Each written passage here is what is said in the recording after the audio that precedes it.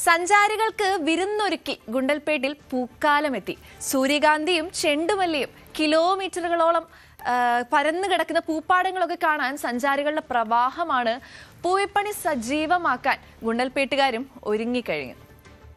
നമ്മളിപ്പോൾ ഉള്ളത് കർണാടകയിലെ ഗുണ്ടൽപേട്ട് എന്ന് പറയുന്ന സ്ഥലത്താണ്.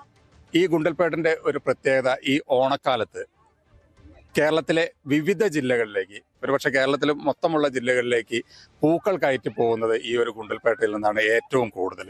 കാരണം മറ്റ് തമിഴ്നാട്ടിലൊക്കെ പൂക്കൾ ഉണ്ടെങ്കിലും ഗുണ്ടൽപേട്ടയിൽ നിന്നാണ് ഏറ്റവും കൂടുതൽ പൂക്കൾ പോകുന്നത്. അതിലൊരു പ്രത്യേകത, ഇവിടെ എല്ലാ തരത്തിലുള്ള പൂക്കളും ഇവിടെ അല്ലെങ്കിൽ ഒരു പൂക്കൃഷി ഇവിടെ നടത്തുന്നുണ്ട് എന്നുള്ളത് തന്നെയാണ്. നമുക്കറിയാം, ഈ പരന്ന് കിടക്കുന്ന ഈ പൂപ്പാടത്തിൽ നമുക്ക് കാണാം, ഇപ്പം നമ്മൾ കാണുന്നത് ചെണ്ടുമല്ലി പൂക്കളാണ്. ഇതുപോലെ തന്നെ അപ്പുറത്തേക്ക് പോയാൽ വിവിധ കളറിലുള്ള പലതരത്തിലുള്ള പൂക്കളും ഇവിടെയുണ്ട്. ഈ ഒരു ഓണക്കാലമാകുമ്പോൾ ഇവിടെ നിന്നും ടൺ കണക്കിന് പൂക്കളാണ് പല സ്ഥലങ്ങളിലേക്ക് കയറ്റി കൊണ്ടുപോകുന്നത്. അതുമല്ല, ഇവിടെയുള്ള ആളുകളും അതുപോലെ തന്നെ മലയാളികളും ഒക്കെ ഈ ഒരു സമയത്ത് ഈ പൂക്കൃഷി ഇവിടെ പാട്ടത്തിനെടുത്ത് നടത്തുന്ന ഒരു വസ്തുതയുമുണ്ട്.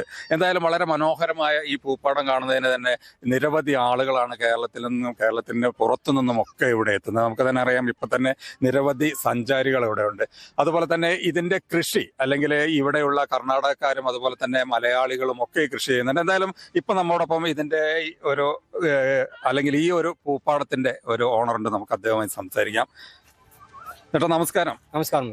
അപ്പൊ ഈ ഒരു പൂപ്പാടം എങ്ങനെയാണ്, ഇപ്പൊ ഇത് എത്ര വർഷമായി നിങ്ങൾ ഇത് കൃഷി ചെയ്യുന്നത്? ഇത് നമ്മളൊരു 30 കൊല്ലം ഇത് തുടങ്ങിയിട്ട്. 30 ഇത് എവിടേക്കൊക്കെയാണ് ഇത് കയറ്റി പോകുന്നത്? ഇത് പെയിന്റ് കമ്പനി കയറ്റി പോകും. പിന്നെ ഓണംക്ക് അയച്ചു കൊടുക്കും. ഓണംക്ക് 10 ദിവസം അയച്ചു കൊടുക്കും. പിന്നെ പെയിന്റ് കമ്പനിക്കാണ്. പല സ്ഥലങ്ങളിൽ നിന്ന് ഇവിടെ ഇത് പൂ വാങ്ങാൻ വരുന്നുണ്ട്. ഓണം ആ കാലം മാത്രം 10 ദിവസം ആണ് ആൾക്കാരൊക്കെ വന്നിട്ട് വാങ്ങി പോകുന്നത്. ഈ കൃഷി സീസണിലാണോ അതോ തുടർന്ന് പോകുന്നുണ്ടോ? ഇത് ഈ സീസണിൽ മാത്രം ഈ പലർക്കും അറിയാത്തതായിരിക്കും, ഇപ്പൊ ഇത്തരത്തിലുള്ള ചെണ്ടുമല്ലി പൂക്കളൊക്കെ എന്ന് പറയുന്ന പെയിന്റിനാണ് കൂടുതൽ. 90% പെയിന്റ്. അപ്പൊ ഈ പെയിന്റ് നിർമ്മിക്കുന്നതിന് വേണ്ടി മാത്രമായിട്ട് ഇത് അല്ലാത്ത സമയങ്ങളിൽ, സീസൺ അല്ലാത്ത സമയങ്ങളിൽ ചെയ്യുന്നുണ്ടോ? ഇല്ല. ഈ സമയത്താണ് പെയിന്റിനുള്ളത് മാത്രമേ. അത് ഇവിടെ ഏതൊക്കെ തരത്തിലുള്ള പൂവിന്റെയാണ് കൃഷി? ഇത് മാത്രമേ പെയിന്റ് കമ്പനി പോകും. അല്ല, നിങ്ങൾ കൃഷി ചെയ്യുന്ന പൂവ് ഏതൊക്കെയാണ്? ഇത് മാത്രം വാടാമല്ലി. പിന്നെ ഇതിൽ തന്നെ മഞ്ഞ കളർ ഉണ്ട്. അത് 3 കളർ മാത്രമേ ഇവിടെ ഐറ്റംസ് ചെയ്യുന്നത്. പിന്നെ നമ്മള് മറ്റു പൂക്കളൊക്കെ ഈ ഓണക്കാലത്ത് ചെയ്യുന്നതാണ്. റെഡ് കളറിലൊക്കെ കാണുന്ന പൂക്കൾ. പിന്നെ സൺഫ്ലവർ. അത് പിന്നെ എണ്ണക്കായിട്ട്. ഇപ്പൊ നമ്മൾ ഓണക്കാലം ആകുമ്പോ കേരളത്തിലെ എല്ലാ ജില്ലകളിലേക്കും ഇവിടുന്ന് പോകും.